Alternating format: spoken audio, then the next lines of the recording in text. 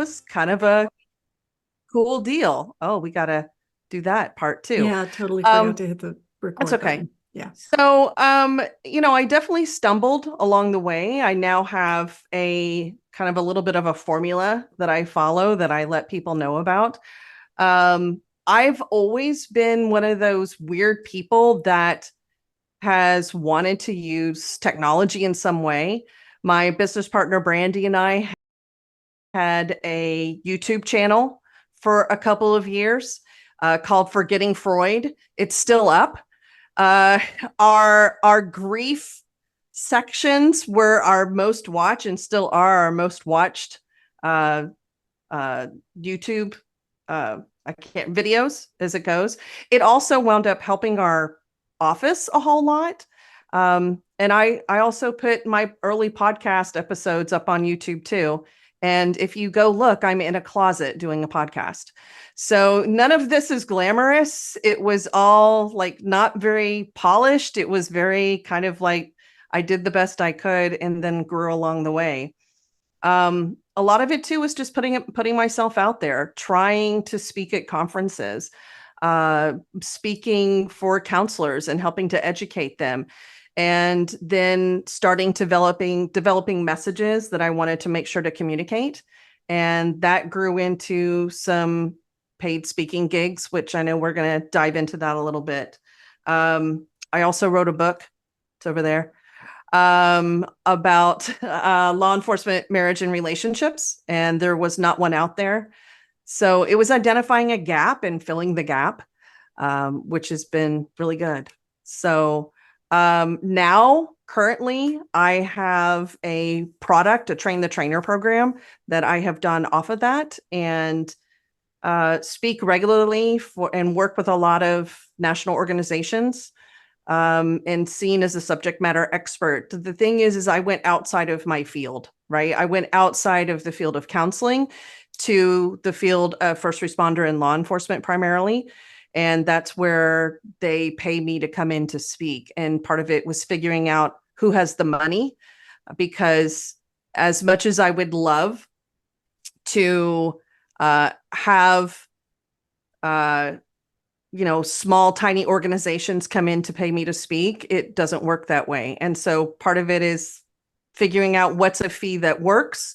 Part of it is what are you going to speak about? And mine is just a niche that nobody was filling. And so that's how I wound up where I am primarily. And I'll stop. Well, Cyndi, you talk about messaging a whole lot, and I want Yeah. everybody to put their questions in the thread here in just a Please. second. All the Yeah. questions. And I know you're going to come back to messaging again and again. And the thing I want to tell folks, it's when I first got Cyndi's message, it was, and I'm going to say it wrong, Cyndi, I always do, but it's happy Okay. marriages create safer police officers. That's you know what? If that's what you walk away, that Yeah. works just fine. And to me, that just grabbed me Mm-hmm. because there's the data. She had the data to back it up. And that's a message that grabbed me. And I don't run any police forces, right? I'm not in any Yeah. position of power. So I could imagine if that was my job, was to keep police officers safe. And I saw that piece of data, it was like, oh my gosh, I have to have her come and speak. So messaging is so important with this, if not the most important thing when you're trying to make a living outside the therapy room, right? Yes, I agree. And when you come to those messages, they're ones that I think have to be unpacked over and over again. By the way, it is now hailing outside, so whatever you're Oh getting is no. passing through me. So I can hear it outside. Yeah, so those messages really have to be unpacked over and over again. Really thinking about what do you want your audience to walk away with and to know. So even when I was honored to do a keynote for TCA, for Texas Counseling Association at the conference in 2020, so it was all tech conference. That was the first time, but I was honored to give that. And those what I was asked to talk about was resilience. And so making sure that I had my key messages that people walked away with. And having those key messages over and over again are really helpful. There's different aspects to that, but those key messages for me, when I developed them for Code 4, is the one is anything that keeps an officer safe has potential to spill over negatively in the relationship. The second one is exactly what you say, that happier relationships are essential to healthy officers. And then healthier officers make healthier communities. So there are aspects to all of those where I unpack them over and over again. I could talk for probably 8 to 16 hours about the very first one. So really looking at how, we could talk about how I developed them or how I recommend you go about it. But those key messages are really important, and you get tired of saying them. I have come to a point where I'm like, surely everybody has heard me say this and you don't want to hear me say it again, because I get to ask to speak multiple places. And so, but just the fact that you're like, oh, I can rattle off one of Cyndi's messages, it's good enough. Right. And so to me, it's the impact that I'm going to make with those messages over and over again. So key messages are like number one. So my number one that I always say is clarity. You have to have clarity. You have to have clarity on your niche, and you have to have clarity on what you want them to walk out with. What are these key messages that are going to address their pain points? So when you know your niche, you know their pain points, right? And then after you know their pain points, then you can address the messaging. Okay, so I'm gonna back up a second. I'm dropping links into the chat for in case you're not familiar with Cyndi's work. If the arena of law enforcement isn't your niche, then I've dropped the links in so you can get an idea of how she's gone outside the therapy room. So we have codeforcouples.com, which is not her practice, Pecan Branch Counseling in Denton, Texas. We have the podcast, and then we have her book, Hold the Line. And so I want folks to, really drop messages, drop questions into the chat. I have some that are as simple as, why should I have a side hustle, right? I don't know if that's where you guys are. I think if you're here, you're probably determined to have a side hustle, which is wonderful. We can talk about the ethics of side hustles, and we can talk about why it's important, things like that.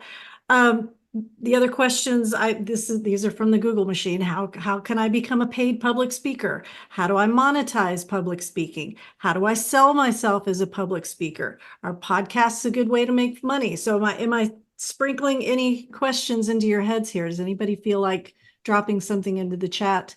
Otherwise, Cyndi and I are just going to keep going. We're just going to be talking heads. Yeah. So let us know if there's something that you want to do, for sure. Yeah, so I can talk about also, share further about pain points. Yay. Thank you for the questions. Yes, I can talk further about pain points and what that has to do with niches. So when you think about a niche or a niche, or however you want to say it, I say niche. Maybe y'all are fancy and say niche.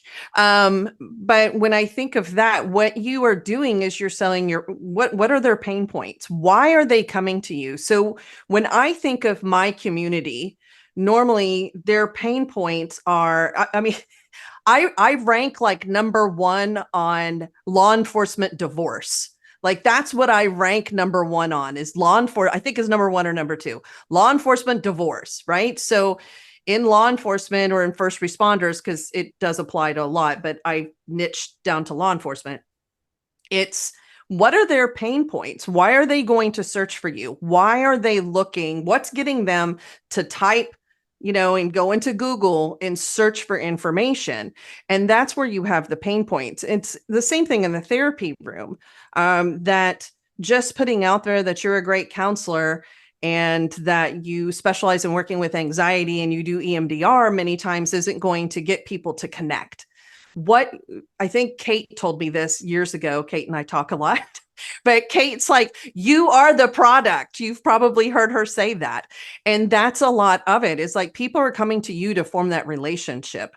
And so when you identify the pain points, it speaks to your niche. And when your population understands that you understand them, then they are more likely to connect with you, look at your stuff, take your courses, want you to speak, listen to your podcast, watch your YouTube channels, whatever that is, because you get and understand their world. There's another aspect to this too, which is story. I think that's something that when you're going outside the therapy room, it can be scary. As therapists, many times, well, as therapists, we're told like, be a blank slate. And that was something that when I went outside the therapy room, a blank slate doesn't connect people to you, right? We connect to each other in pain. And so part of it was me sharing my story. That wasn't what was forefront, but it's a part of getting people to understand. So the story and the pain point goes together when you're working outside of the therapy room. So when I think of the people that I want to target, they don't understand why their relationship has changed. They don't understand the impact of like, oh, I love my family, but God, I'm a real turd. I'll just say that. It's not normally what I would say, but I'm a real butthead when I come home, or my spouse. Everybody loves my spouse at work, but yet they come home and they kick the dog, right? Or why can't we have the intimacy that we used to have? What's getting in the way? And so if you really dig in, and I made a mistake, I'm happy to talk about this. I initially thought, oh, they're wanting sex. That's what I initially thought. And that's what I led with, was I was like, they just want more sex. And then I realized, no, it's not sex. It's connection. It's intimacy. So I had to back up, and I had to change the direction and my messaging of what I was doing, because I realized that I really didn't know. I had to dig further into my niche and find out what that is. So from there, then I'm offering a solution. And so solutions, right? You bring them in with understanding their pain points, but then they stay because you give them information and solution to their problems. And that's part of developing that rapport and building that audience that you want to have. I think that's a mistake that a lot of people make when they start to build outside the therapy room, is they don't build their audience. They think that they can just drop a course, or they think that they can just drop a book. I mean, if part of it is building an audience and getting people to understand who you are. Go ahead, Kate. No, so we just had a great question. Amber says suggestions on publishing, etc. A book I'm currently writing, non-counseling related material, and would like to branch in developing workbook type projects. And you and I have given advice before, like, don't write the book until you have the audience, right? Yeah. I mean, Yeah. because it's a real balance. Like, you have a passion project, you want to go through with it, but then it's like throwing rocks off, in the Grand Canyon, you just like, oh, that's so discouraging when nobody responds to it, right? So talk more about building the audience. So, and I love that Cyndi mentioned marketing. What do you do for marketing? And so I think this goes along with it, is that how you have to decide how you want to market. But as Kate just said, the Google machine, right? The Google machine is what people are going to be searching on. I think there is benefit in doing social media. And the problem with social media is that when people are really looking, they're not scrolling through looking for that specific type of information, if that makes sense. If somebody's having, I'm going to use mine. If somebody's having problems in their law enforcement or first responder marriage, they're not going to be like, oh, let me get on Instagram and see what I can find, or let me find a TikTok video on that and find that. They're going to get online. They're going to look for a blog. They're going to look for some kind of information. So this is where, like, the Google, you got to feed the Google machine. So, which I have screwed up. And I have done well. So what I didn't know I was doing well was when I had my YouTube channel, because my YouTube channel fed into the Google machine. I did not know that at the time, but oh, by the way, your podcast does not. And now it can feed into the Google machine. But when I did it initially, it was just out there in the atmosphere. And so for me, it really was getting most of my people are either going to be, there's a lot on Facebook and Instagram. And so I got out there. The second thing I did with marketing was networking. It was really networking with marketing. So what I did was I found the girl who had the biggest blog that spoke to law enforcement wives. So now I am all my language is couples and partners. Like that's my language because I want to make sure the LGBT community can find me, and that's important for me. But I knew wives are the ones that are usually calling for counseling. They're the ones that are looking it up. Normally it's not men that are leading that charge. A lot of times it's the woman. So I looked up the girl who had the biggest law enforcement wives blog, and I found her and I reached out to her and I said, "Hey, would you love to be on my podcast?" And oh well, that glare is bad. Sorry about that. And so I invited her to be on my podcast and we started talking. And as we started talking, she was like, "Wow, this is really good information." And so I used her platform to promote my information. And it's the same thing that I wound up doing within the community. I looked at who in that community was already out there. And what I think is really important in that is, and I've developed an amazing network of people in the community, not all, actually very few mental health professionals. They're all in different avenues. So like finances with law enforcement and first responders. There's all kinds of other platforms that are on there, like support groups. And so building my network, whether that was departments or outside agencies, organizations, or blogs, were a part of my marketing. And so networking has to be a part of your marketing. Otherwise, you're just in an echo chamber because it's you. That's what I think. So that's a big part of the marketing. Okay, suggestions on publishing. So part of that is developing that platform that you have, letting people know that you're out there. To answer Amber's question directly about publishing, I think you and I have done different things when it comes to publishing. So mine is self-published, and I had somebody who helped me. Actually, he walked me through the process. So he took my hot mess of a manuscript and made it into ran it through, what do you call that? Editing, had somebody edit it. We had multiple people proofread it and read it. He actually said, "You need a conclusion." I'm like, "What do you mean? That is the conclusion." He's like, "That is not a conclusion to your book, Cyndi." And I was like, crap. Okay. So I had more to the book, and he told me, you need to take this out. I'm like, "What do you mean?" He said, "You want people to read this. And when you write a 250 or 300 page book, people aren't going to read it." So I was like, "Oh man." So we got it down to like, it's a little bit less than 200. And people will say, they're like, "This was such an easy read." So I went to the self-publishing route.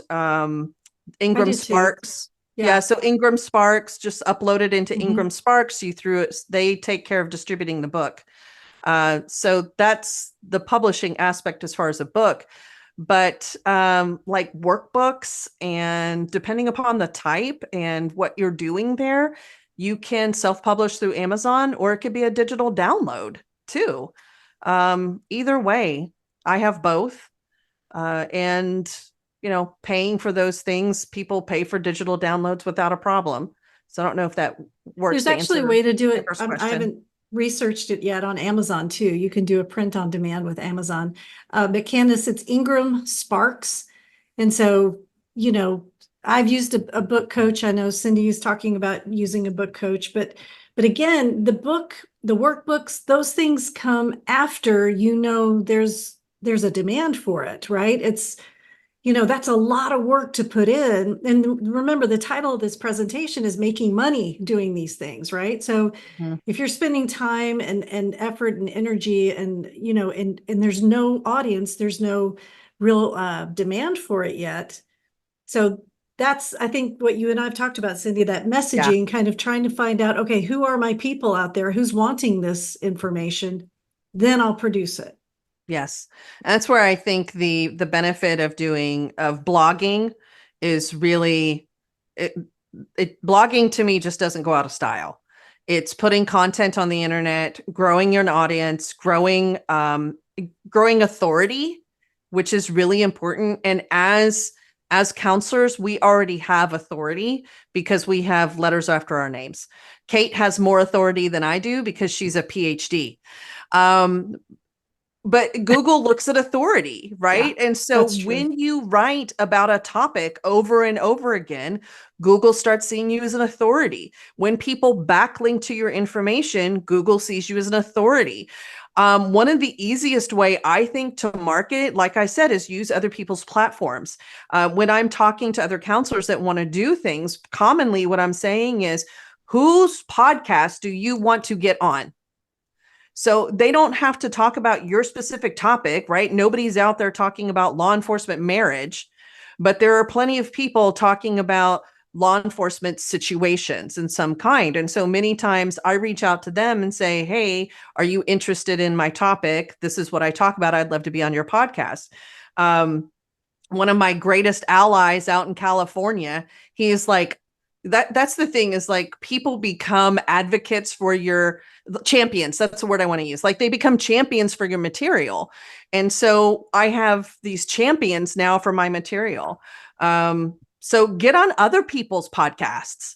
Have a message that you want to give them. That's why I keep coming back to that messaging over and over and over again. Have a message that you want to get out there, and then use other people's platforms at first. Launch from there. And I recommend doing a blog so you start to gain authority, and then you start to gain an audience. And then after the audience, you have to have some place to take them, right? Which I know you probably talk about funnels. I know how much you love funnels. Funnels. But we're not going to do that today. You have to have a place to take them. And so that's really like, it gets into the journey of where do you want to take those people? What do you want that journey to look like? And the common person is not able to just drop a book and do really well. So that's a part of that. So what about Katie's question about boundaries? Boundaries and ethics in sharing some of your personal information. I'm curious. I would love Katie to chime in there a little bit. So I know we are taught not to be a blank slate in the therapy room, right? So my conflict was mostly like, if I put myself out there, then potential clients are going to know my story. And that was where I was like, oh, I don't know how I feel about that. And what I decided is I can't worry about that, because I'm not doing that in the therapy room. So in the therapy room, I'm not like, oh, let me tell you my stories and let me tell you all about my husband and I's relationships, right? That's not what I'm saying. I'm not saying, let me tell you about our struggles. And I have information out there where if people come into the therapy room, they're like, oh no, we read your book. I was like, okay. And then we go on with therapy. It was an agreement between my husband and I. I had asked him if I could share our stories about that. And he said, yeah, if people can learn from them and not do the same screw ups, that'd be great. So it's part of our legacy that we leave behind. So I don't really think that there's ethics around that. I'm not sharing my clients' stories. I have done like mock stories of combinations of clients where nothing's identified, but I don't say, hey, I had a client come in and this is what their problem was. So I don't see that it causes an ethical issue or a boundary issue, because I'm not bringing it into the therapy room. So, And but you're is still in something. control of what you share. Yes. Yeah. I mean, there's things that I don't share. Absolutely.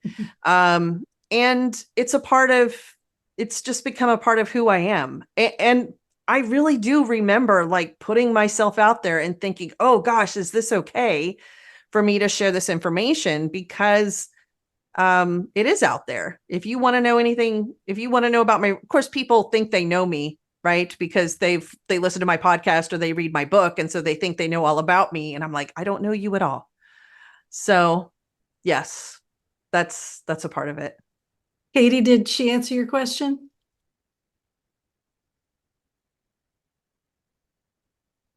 I also think story is a part of how we connect with people, right? So my origin story, that's what I call it, my origin story of understanding that my life was going to be different. I have a origin story of the part of like, this is the moment that I realized that my life was going to be different, being married to him. And then I have another origin story of the moment that I decided I wasn't going to let my marriage fail and I had to figure out how to do this different, but there wasn't information out there.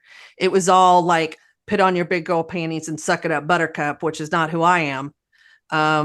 So that's why I was like, nope, I think we can all do this differently and we could do better. So that's another part of my origin story of what launched me into doing what I do now.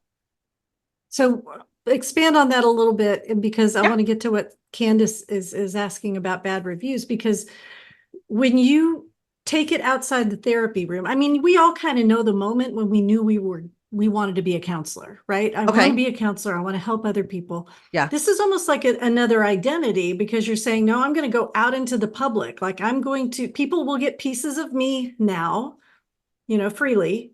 Yes. And so there is a fear, I think, of the bad review, but it's a different identity. And I hear it in the way you're talking about it.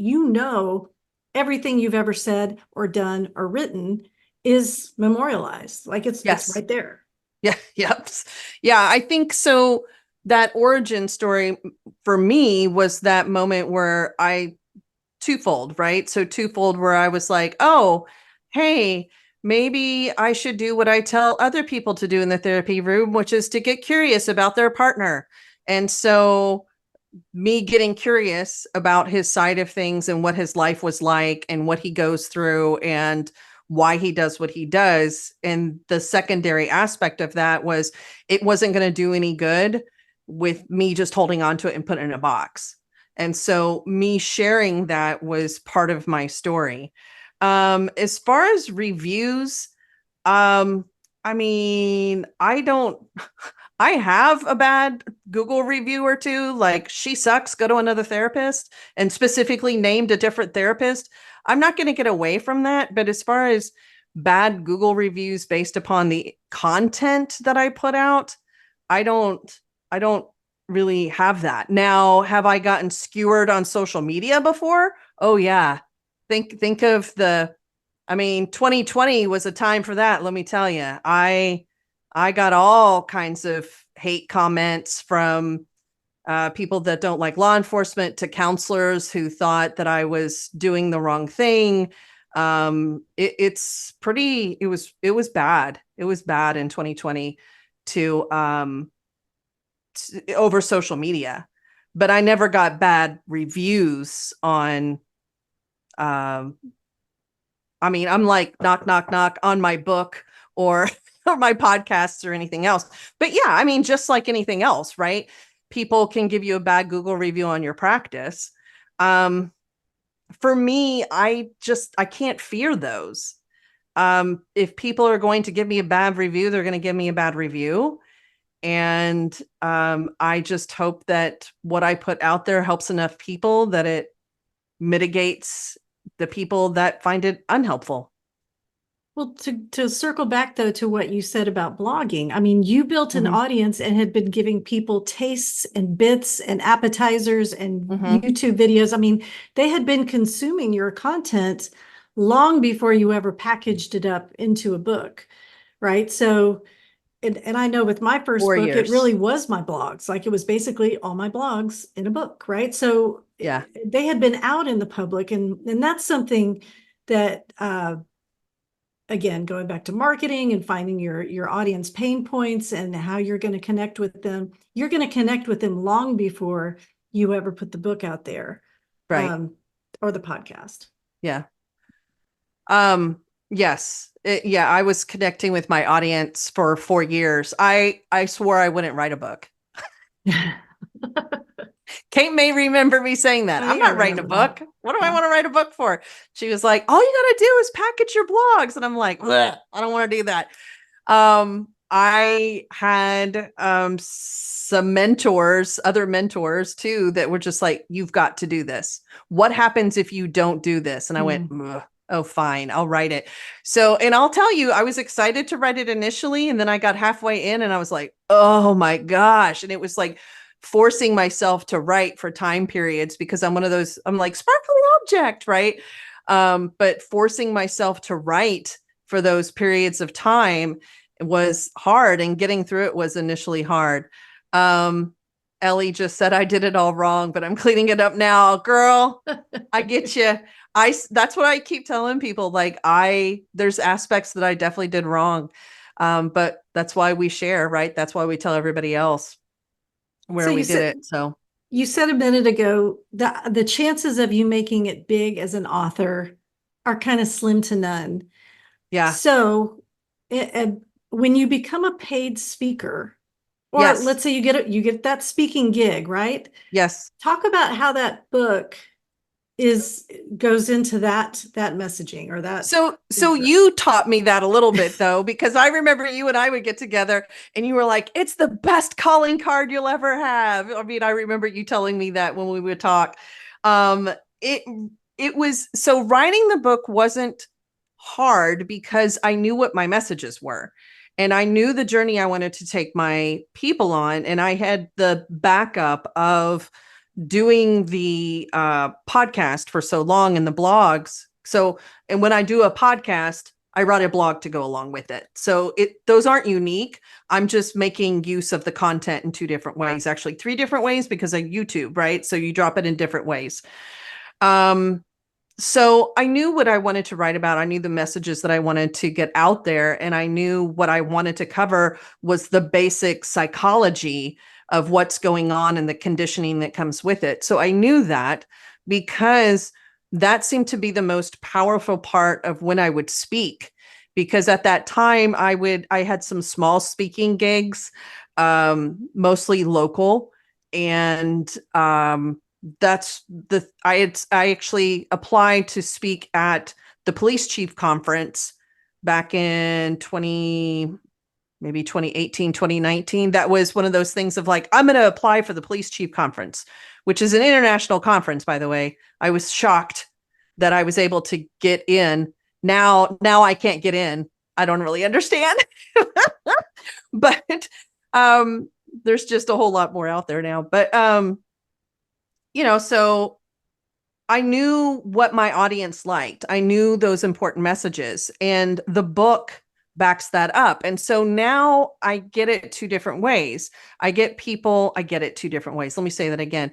I receive interest from people in two different ways. One of them is Google. So they Google law enforcement relationships, and I'm number one or number two. They find my book. They've networked somehow on LinkedIn. By the way, if you don't have a LinkedIn, you need a LinkedIn. They find me on LinkedIn somehow or know somebody that knows me. But the book is like evidence that I know what I'm talking about. The reviews of my book is the evidence. The reviews in my book with the people I strategically picked to be in the book to say like, hey, this is quality stuff. We're strategic. They were leaders in the industry. And so that's been really helpful. And so that from there, that gives me the street cred, if you will, to be able to sell my speaking. People ask me to come speak. And then, like I said, I have a train the trainer program. That's my big pumpkin, is my train the trainer program. And so if I sold 100 of those a year, I basically could retire and just do that. So I'm going to say it back to you, I think. So no, I'm not. I'm going to just consolidate. I think what you're saying is you have to have some place for these people who are attracted to your message to go. Because I'm looking at Cyndi. Cyndi says, I've never written a blog. I was reading her too. Yeah. And so imagine that you find Cyndi on Google. You're Googling law enforcement divorce and Cyndi pops up. Well, you'll get her blog And in the blog, it's going to have a link to her podcast or her YouTube channel. And you go to the podcast and the YouTube channel, it's going to have a way that you can book her as a speaker. Plus, there's going to be a link to purchase her book, right? So going outside the therapy room isn't just, like the tiara syndrome, like if I just, if I build it, they will come. It's everything is connected and links to other things. And I'm going to talk real quick because you're going to get a certificate on ethics for this. The ethics behind selling your stuff are you can't make it a condition of a cure. You can't make it a condition like, if you don't buy my book, I'm not going to be your therapist. Or if you don't buy my book, you're not going to get better, that type of thing. And if you sell the stuff on your website, you just need to clearly state the connection and that it's for profit. You're not giving these things away, that you're selling it. You will earn whatever, I think I earned $3 on the sale of my book. I don't know how much you earn, probably more. But $4.60. Okay, there we go. So, this isn't a big ticket item, but those are the ethics, right? You need to make it clear to your current and future clients just exactly what that serves in their process. If they decide to come see you, because I know several of you, or a few of you, you write a book or you do a presentation and you want them to book a session with you, which is wonderful. You would just need to make it clear that the connection between your products and your counseling services. So Cyndi said that she's never written a blog, and I understand. I mentioned this, right? The intimidation aspect. So being intimidated, I get it, because I thought, oh my gosh, I'm going to put this out there and everybody's going to jump on me and everybody's going to read it. The fact is that you publish a blog and it is a long while before people will get to notice that. So the resources that can help you to write a blog, I think that is probably a whole different webinar. And just like Joyce's question about LinkedIn, I'd love it if you did a presentation on just how to use LinkedIn. Oh yeah, I love it. So because is that there's a strategy behind using blogging, because you're trying to feed the Google machine as well. So part of it is looking and figuring out what are people searching on. And that's something that probably Kate can talk about at another time, because she's good at that, really good at that. But part of it too is, so the blogs that work nowadays, just so you know, are not blogs of like, at one point in time, it was, oh, here's what I did with my day, like a journal blog. Really, it's more content. They're looking, I don't know what do you remember what the word count is at this point that Google wants? Is it like 500 to 700 words or something like that? Yeah, less than 900 words, something like that. Yeah, I think it's, so like 700 words of an article, and going that way. This is random. There are also like journalistic people. What do you call those people? Journalists. There you go. Journalists, that's the word, that are looking for people to comment. So if you're wanting to be seen as an expert and your topic is something that wants a lot of comments or maybe is a little bit hot, that might be a way too. My topic is not very hot topic. During 2020, it was a little bit of a hot topic, and I was interviewed by NPR. I was in 2 different national newspapers, because they were looking for somebody on my topic, like how is this impacting law enforcement and relationships? And so I was keyed up on that. So that's another way that you can build your street cred. I can't remember the word that I want to use there. My brain's going flat. Street cred, that's good. Let me talk. If y'all don't, I'm going to jump down. I put this in here because I didn't want to forget.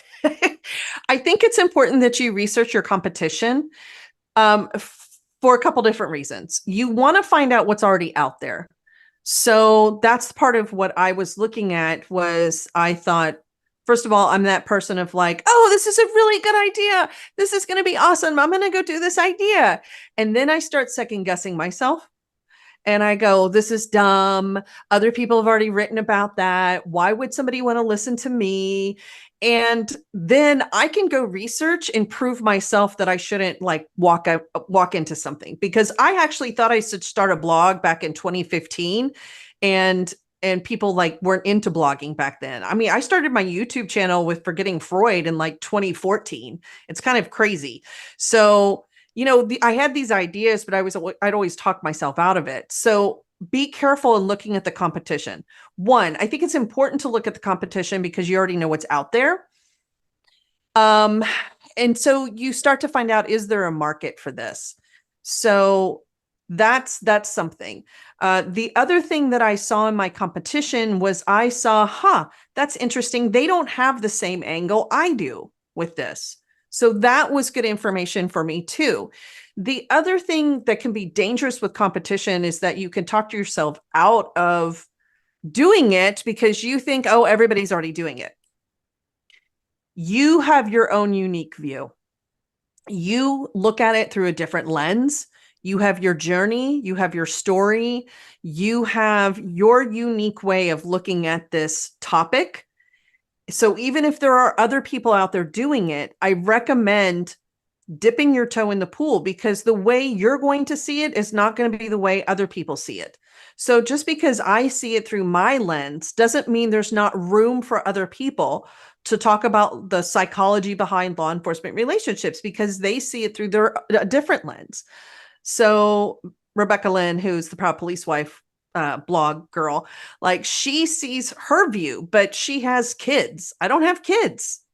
Her husband works undercover. Mine doesn't. Like there's different views in what we each go through. And so everybody speaks to their own audience. So I think looking at competition is important, but also understanding that you bring something unique to the table, which is the way you see it. You put puzzle pieces together in your unique way, and people are going to see that. So that's important. Like, don't dissuade yourself just because you think other people are talking about the same thing. Do you know how many people have talked about self-worth? Do you know how many self-help books there are on finances? Like it's just your way of doing it. So don't talk yourself out of it. Awesome. Michelle wants to talk about the Google machine. Will they automatically pick up a blog off your website, or do you need to do something different for SEO? So Google will, okay, I'm going to do a simple answer for this. So do you need to do something special for the Google machine? Not necessarily.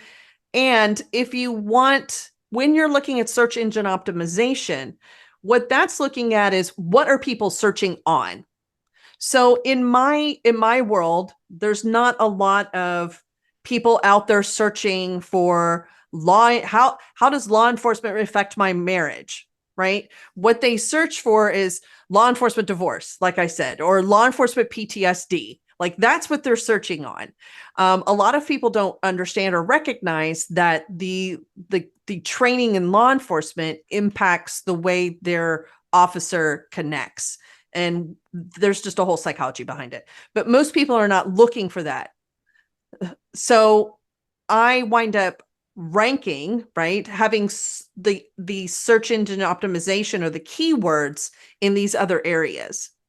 Now, if you're on a bigger topic, then let's say food blogs. That's an easy one, right? So if you're going to specifically want to rank for a food blog, then you've got to get more specific about what you're talking about, because there's so much competition. But that doesn't mean you can't. So here's an example. If you were to just try to specialize in anxiety, that is very broad, right? So if you look at anxiety, that's really big. So what can you narrow that down to? Maybe you can narrow it down to anxiety, ADHD related anxiety. Maybe you then narrow that down to single women and ADHD anxiety with dating. And then maybe you further narrow it down to dating online ADHD anxiety, right? So you kind of narrow. So your competition is an anxiety, you wind up being more specialized. So when you get into the science of blogging, it's it can be as complex as you want it to be. I'll say that. And I would say there's no harm in just putting a blog out there and hitting publish, because you can always go back and fix it if you really want to. But no, if you publish it on your site, it's Google's going to find it at some point in time. So yeah, the Google machine will find it. They'll find you. How do you effectively utilize LinkedIn? So LinkedIn is different than Instagram or Facebook. So LinkedIn is a lot about sharing information. I'm sorry, I look like a ghost. The sun is coming down and like right at the wrong space in my window here. So LinkedIn is very much about sharing information. It's really about celebrating other people's successes. It's about putting information and content that other people can use business-wise, and or more, I don't know how else to say it, like more information. It's less social is the best way I can describe it. That doesn't Would you mean say it's more business to business? I mean, you wouldn't be using LinkedIn necessarily to find clients, right? Yeah. And if I'm looking at a speaking client, I am looking for clients, right? Oh, If yeah, I'm true. looking for people who would be interested in buying my book, I am looking for clients. True. So what I do is I put information out there that is informative, research-based, little tidbits that people can pass along. I celebrate other people and other people's successes. I definitely put my podcasts out there. I will put when I'm speaking for sure. I will go and share other people's information, and just like, I don't know if people do this on Instagram or so, but if people specifically comment or give me some kind of a yay on my LinkedIn, I go look at their profile because I want to see what we have in common, and then maybe even connect with them. Right. So then I'm going to send them a message and say like, hey, thanks so much for liking this. I saw that we had this in common. Now, I hate the LinkedIn spamming. I hate that. Like, hey, let me sell you a life insurance, because you'll get that. Right. So I think LinkedIn can be very effective because people will start seeing you comment or other people comment on the same post. And I'm like, hey, I saw that you're commenting on the same person I do. How do you know them? I found a lot of podcast guests that way. I feel like LinkedIn also, like if I'm working pretty hand in hand right now with the US Border Patrol. So when I'm sharing what I'm doing for them, many times are like, oh, wow. And so people are interested in that. And so then they're like, what are you doing for them? Or they'll reach out to me in my messaging. So it's, I find it more effective for my audience than I do for Instagram or Facebook. I love that. All right, we've got time for at least one more good question for Cyndi. Nothing is silly. Nothing is a bad question. What do you want to know?